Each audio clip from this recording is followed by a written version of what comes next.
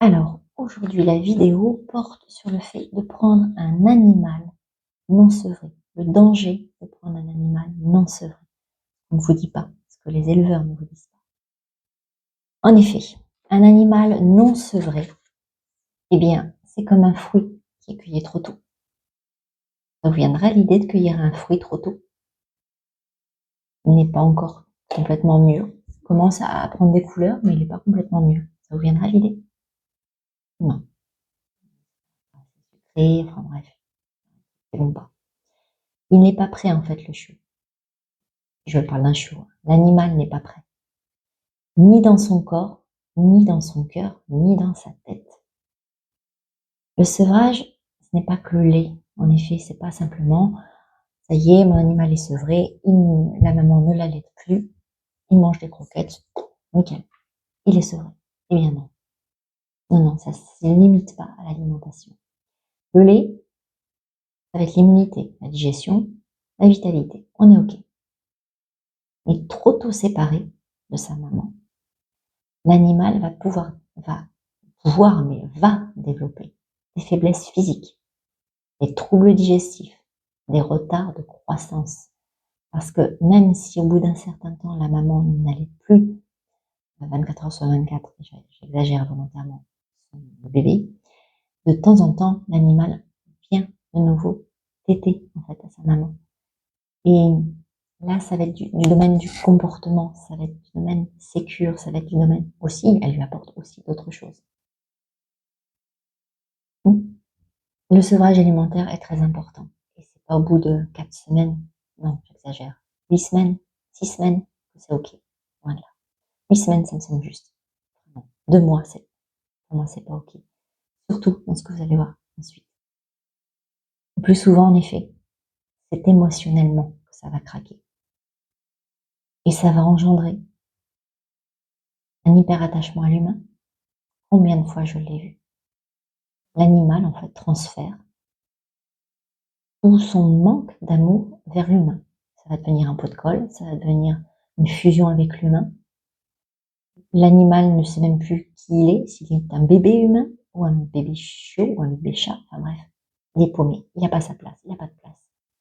Et ça crée surtout aussi une anxiété de séparation et la peur de la solitude. Il n'est pas prêt à vivre tout ça. La maman ne lui a pas appris. Il devient dépendant, mais vraiment dépendant. C'est là qu'on parle de dépendance affective, en effet, par rapport à l'humain, mais aussi de fusion. Dépendance, c'est vraiment dans... Ça serait un humain, on dirait une maladie, quoi. Il est tout le temps en insécurité. Bref, il est fragile. En fait, les codes sociaux que la maman est censée lui apprendre, et aussi sa fratrie, et ben là, il les a pas. Lorsqu'il mordille, lorsqu'il grogne, lorsqu'il surréagit, la maman va lui faire un petit pincement, va lui faire mal, lui dire « Eh oh, c'est pas comme ça que ça marche ici, hein. C'est pas comme ça qu'on communique. » Qu'on communique. La maman lui apprend à communiquer. Lui apprend à créer son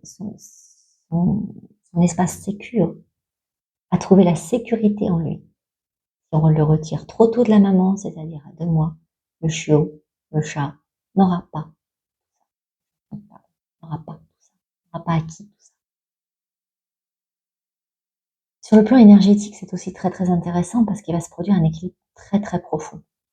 C'est-à-dire que l'animal n'ayant pas sa place, n'ayant pas eu le temps de créer sa place aussi bien dans le monde animal, aussi bien sa place par rapport aux humains, eh bien, il est très mal ancré, il est instable.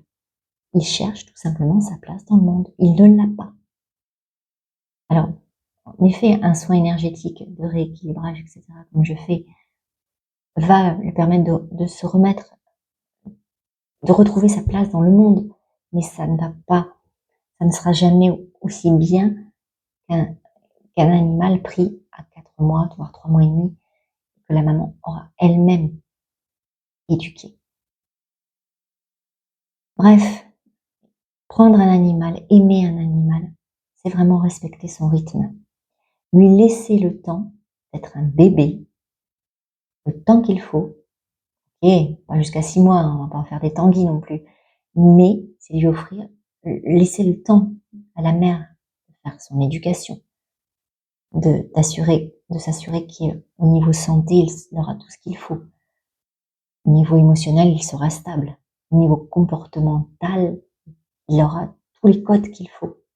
C'est vraiment lui offrir un avenir apaisé et sans problème, un avenir harmonieux avec l'humain.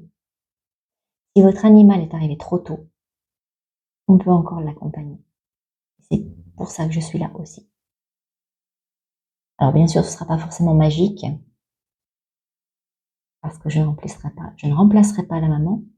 L'animal sera un peu perturbé au début, mais je suis tout à fait en mesure de l'aider grâce à la com et grâce aux soins qui seront ciblés. Alors n'hésitez pas à faire appel à moi.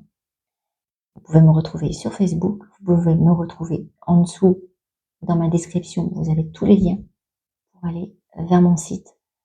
Et c'est avec plaisir que je vous orienterai pour vous aider au mieux.